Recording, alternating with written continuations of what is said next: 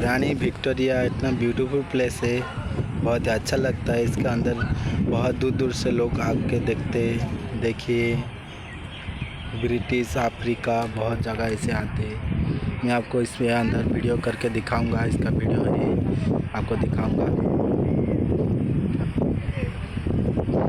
इसका अंदर का पूरा डिटेल सब कुछ भेज दूँगा मैं आपको वीडियो में, आप देख पाएंगे। कितना अच्छा ब्यूटीफुल प्लेस है। देखिए बहुत सारे लोग आते हैं देखने के लिए। देखिए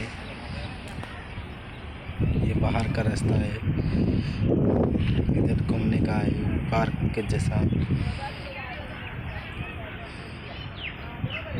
इसके अंदर इधर जाने के लिए, इधर आने के लिए, जाने के लिए एंट्री है, ये एंट्री है।